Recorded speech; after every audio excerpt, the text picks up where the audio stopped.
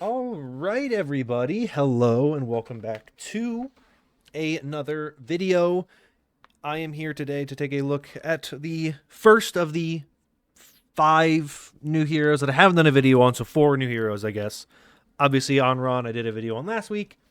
Today, we're going to take a look at the first of the 4 heroes. I don't know exactly when all these videos are going to come out, but we're going to start with, of course, Domina, our new tank hero.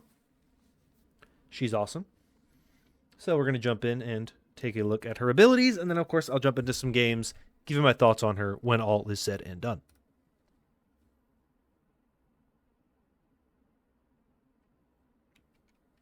She's kind of crazy.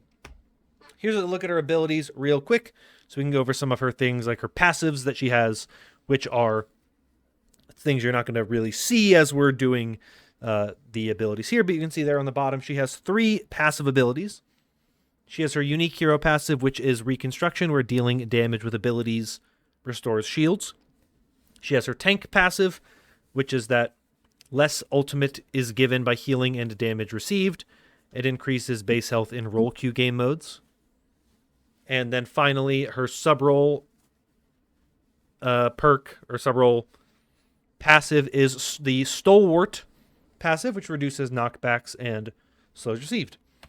As you may have seen already if you have played, there are now sub-roles for each of the roles. So we have Initiator, Bruiser, Stalwart for tank, Specialist, Recon, Flanker, Sharpshooter for damage, and Tactician, Medic, and Survivor for support.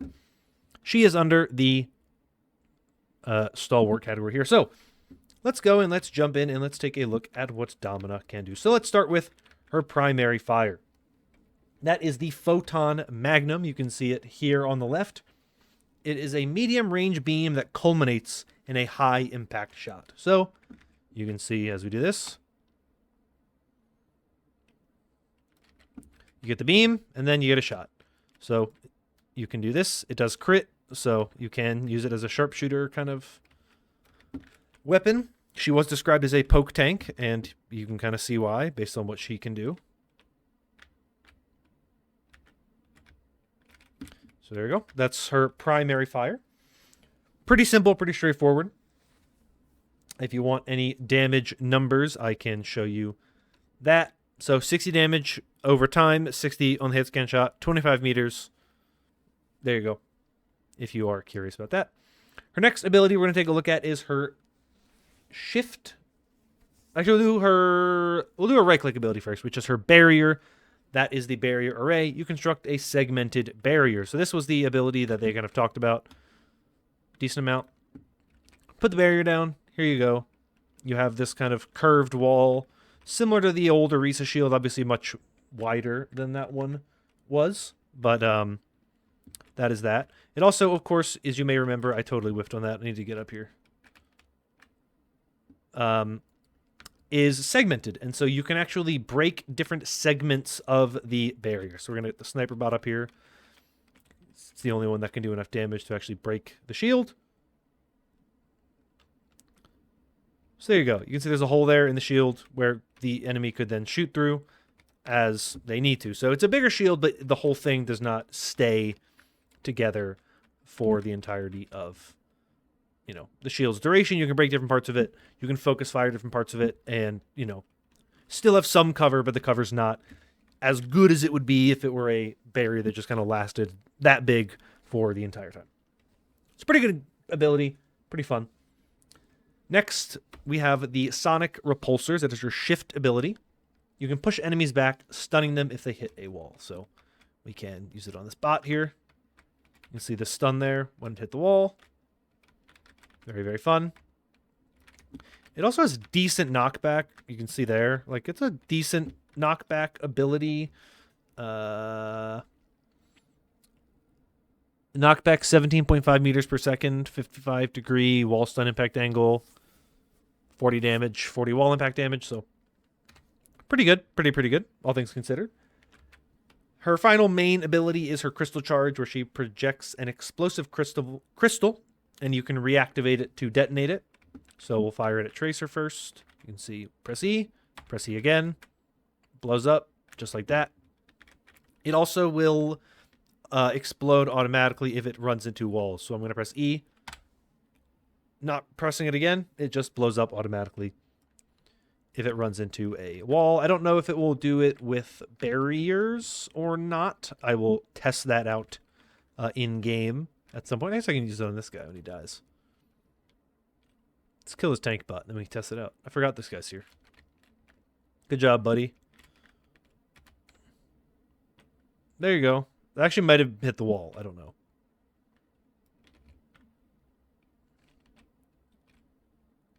Okay, there you go. There's your answer. It does not break on barriers. It goes through barriers. And it does not break on heroes. It goes through them if you don't press E again. So those are her main abilities. Her final ability, of course, is her ultimate ability, which is Panopticon. She fires a hard light barrier that imprisons enemies and detonates on expiration. So the best way to demonstrate it is with these guys. We're going to fire it. So they're now in a barrier, and you will notice their damage, it's not getting out. They were stuck in that thing, and then they died. Now, I don't know if when you break it, you stop the explosion. That would be my guess, that if you can do enough damage to break it, you'll stop the explosion. Otherwise, you just kind of deal with the fact that you can't kill people, which is pretty fun. And you can't do any damage, and then it blows up, and will probably kill you. So, it's pretty good, I think. Just being able to stop people from attacking you is a pretty good ability, all things considered. So yeah, it's a very, very, very, very fun one.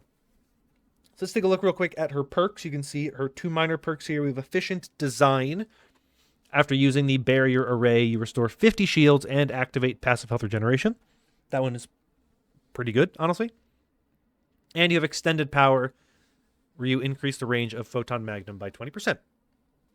Makes her a little more lethal from further away, which is decent, especially when she's a poke tank. You might have a little more access to high ground, and you can play a little bit further back, or play high ground a little more and have a little bit more control over kind of how you're able to deal damage, which is a nice one. I will probably take that one a lot. I play a lot of Sim. I love the extra range, and I don't love, especially on a poke tank, I want to have some range, so that one's pretty good. But the other one is also very good, of course. You're playing a tank, you want to be able to survive. You put the barrier down, you get 50 shields, you get passive health regeneration. Helps you be a little more survivable when you put it up, which this is kind of an offense versus defense choice. Do you want to be more offensive? Do you want to be more defensive? That'll kind of determine which one you take. Her major perks are really interesting. So the first one is Disruptive Detonation. Enemies hit by Crystal Charge's explosion are slowed by 30% for 2 seconds. Very simple, very self-explanatory. You use it, you get to slow enemies. That's what it is. Her second one is called Power Move. And with it, the barrier array can be used as a wall to stun enemies with sonic repulsors with a 100% damage increase. Now, if you are confused by this, I was confused by this the first time I read it. Let's show you what I mean by this. So we're going to put this up here. And then we're going to push you. That's the wrong button. We're going to push you. And you can see, he did not hit this wall. He hit the barrier. The barrier serves as now a wall that I can use to stun enemies against. And they'll take extra damage when they hit the wall. Isn't that really fun? You can kind of cage people in. You can trap people, do a little extra damage, put them where you want them with this. I think that's a pretty interesting perk, and one that will be very fun to see in action in actual game play. I'm very excited to see it. I think it gives you a lot of options to kind of play certain compositions and certain styles. Gives you a little bit more control over how you play and use your abilities, and how you hold certain chokes and things like that. They try to push in, you put the shield up, push them back, take extra damage, maybe you wipe them. It's fun, it's interesting, so that's Domina's kit. Those are her abilities. Let's jump in now and take a look at the game play section, and I will give you my thoughts on the hero after getting to play as her for a couple of games. All right, so I have had some time to play Domina, so let's talk about the hero. Let's talk about her kit. Let's talk about my thoughts on the hero and the way that she plays and the way she feels in game now that I've actually, gotten the chance to play as her. spoiler alert, I'm actually recording this video the next day, or this part of the video the next day. So it's been a few hours since this game happened. So I'm rewatching the gameplay as well. But I will say this about Domina. I think my initial kind of feeling, having played a few games as her, she is, I think, my favorite tank that they have added to the game since Junker Queen. I have never really been like a huge fan of Hazard or Mauga or Ramatra. I play them a bit. I do, I do have them in my rotation every so often when I need to pull them out. Like Mauga's kind of my hero when I'm just like losing and my pick isn't working, and I'm just like, I'm gonna go Mauga because at the very least, like, I can be annoying, and that's fun. That's not what this video is about, but I really like the way Domina plays. Now, I also play a lot of Zarya, a lot of Symmetra. I like heroes that have a beam, that have tracking. They're kind of my favorite ways to play tanks. Well, not my favorite way to play tanks, but I like those kinds of heroes a lot. And so I really like the way that Domina does. Like, I just like the way she plays. I think she's really fun. I think she's really interesting. I think her kit's really cool. I like her ability to... her shift is a really good ability to have in a lot of these games. It's really good. Like, when a tank is coming at you... like this game you're watching here, I was playing against a Junker Queen. And Junker Queen obviously is going to try to run up and axe as much as possible all the time. And it felt very, very nice to just be able to push her back every time she tried to engage. There was a Brig in the game, same thing. She tries to engage, you push her back. You hit a wall, it's pretty nice. I really like the way she played. So, like, that was a really noticeable thing for me. That's something that stood out to me with her kit. I really, really like the way that her abilities work well together. I like her, like, diamond thing, the way that works. I think her barrier is really interesting. I never felt like it was a problem. I never felt like it was super oppressive or anything like that when I was playing against it. I never felt like it was too, like, I never felt like it was a problem. I do think, I feel like her range perk is almost a necessity. I just think that the fact that the shot doesn't hold, like, doesn't have longer range than the rest of the beam is a little weird. I understand that it's a tank, and maybe you don't want to give, like, super good ranged damage because it's kind of,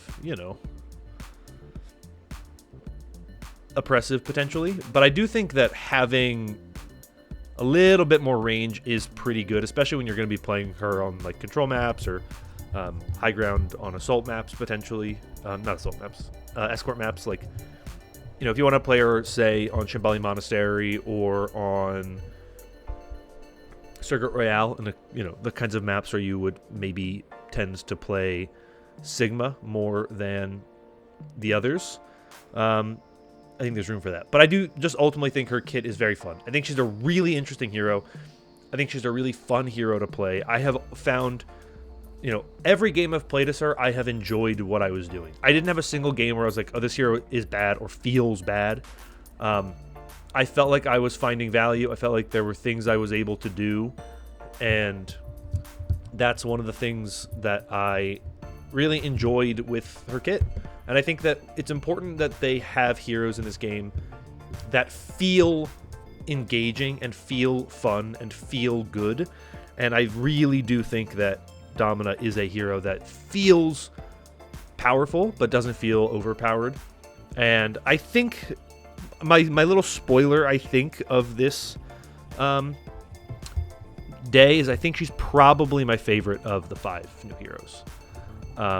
That could change. My opinion could change after I spend more time with the other 4. But my initial reaction is that I think she is my favorite of the 5.